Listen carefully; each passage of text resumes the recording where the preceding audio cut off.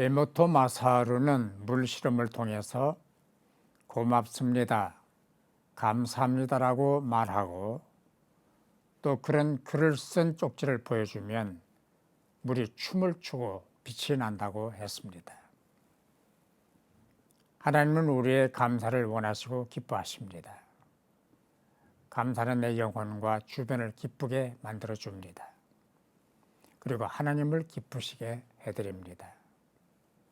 그러나 반대로 원망, 투정, 불평, 불만은 자신의 영혼을 피폐하게 만들 뿐만 아니라 그 사람이 속한 공동체를 삭막하게 만듭니다.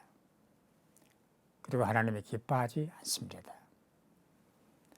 가까운 사이일수록 서로 격려해주고 감사해야 합니다. 절친한 사이일수록 예의를 지켜야 합니다. 서로 격려해주고 칭찬하고 세워줘야 합니다. 잘못했다고 욱박지르고 소리를 지르면 위축되고 용기를 잃어버리지만 잘했다, 잘할 수 있다, 수고했다, 고맙다라고 격려하면 다시 일어서고 잘할 수 있게 됩니다. 전문의인 이진 씨가 쓴 글을 읽었습니다. 글의 내용은 요즘 사람들은 비타민 섭취가 선택이 아니라 필수가 됐다는 것입니다. 설탕, 술, 약, 식용유, 첨가물 등 화학 성분이 가미된 음식을 많이 먹기 때문에 옛날 사람들에 비해서 몸속에 불순물이 많이 쌓이게 된답니다. 그래서 비타민 소모량이 훨씬 많아졌다는 얘기입니다. 그러나 비타민이 좋다고 해서 무조건 많이 섭취하면 오히려 해롭다는 것이 그분의 얘기입니다. 비타민은 크게 수용성 비타민과 지용성 비타민으로 나누어지는데 수용성 비타민은 대부분 소변 등으로 배설이 되기 때문에 과다 섭취를 해도 큰 문제가 없지만 지용성 비타민은 독성을 띠고 있기 때문에 그리고 간에 축적이 된답니다. 그래서 부작용을 유발할 수 있다는 것입니다.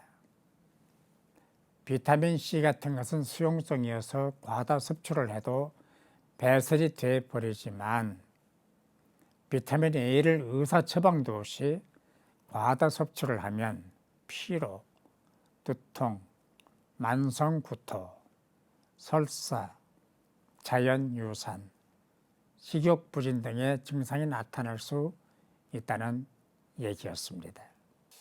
그러나 감사라는 비타민은 제 아무리 많이 먹고 사용을 해도 부작용도 없고 손해도 없고 문제가 생기지 않습니다. 그리고 자신을 풍요롭게 만들고 하나님을 기쁘시게 해드리고 환경을 행복하게 만들어줍니다. 음악가 모차르트는 7세부터 유럽 순회 공연을 했고 11살에 교향곡을 만들었다고 합니다. 아인슈타인은 26살에 특수 상대성 이론을 발표해서 세계를 놀라게 했습니다. 알렉산더는 20살에 왕위에 올랐고 12년 동안 세계를 뒤흔들었습니다. 그러나 모차르트나 아인슈타인이나 알렉산더보다 더 위대한 사람들이 있습니다. 그들은 태어나기 전 복중에서부터 천지를 지으시고 나를 구원하신 하나님을 예배하고 찬송한 사람들입니다. 상대성 이론과 하나님을 아는 창조 이론을 비교할 수가 있겠습니까? 어느 이론이 더 크고 위대하겠습니까? 성경은 지식보다 지혜가 더 위대한 힘을 갖는다고 가르쳐 줍니다. 기도하는 사람들은 지혜로워집니다. 지혜로워야 세상을 바르게 살 수가 있습니다. 서울 시내 곳곳엔 하수구로 통하는 맨홀이 있고 반드시 거기엔 무거운 수로 만든 뚜껑이 덮여 있습니다.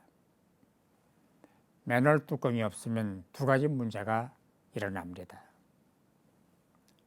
하나는 계속 사람이 빠지거나 자동차 바퀴가 빠질 염려가 있습니다. 둘은 하수구 냄새가 지상으로 모조리 올라와 코를 들지 못할 것입니다. 하나님은 입에다가 뚜껑을 만드셨습니다. 더러운 냄새, 악취나는 말이 아무 때나 나오지 못하도록 하기 위해서입니다. 부정적인 말이나 남의 말은 하지 않는 게 좋습니다. 말하는 것도 엄청난 에너지가 필요합니다. 그 에너지를 아껴두었다가 기도할 때, 찬송할 때, 전도할 때, 칭찬할 때 쓰십시다. 아무리 확인된 사실이라고 하더라도 유익하지 않고 덕이 되지 않는 말은 하지 않는 게 좋습니다. 정 말이 하고프면 칭찬하는 말을 하십시다. 내가 하는 이 말이 이웃과 교회에 어떤 영향을 끼칠 것인가? 영향평가를 먼저 하십시다. 감사 언어, 축복 언어의 사람이 되십시다.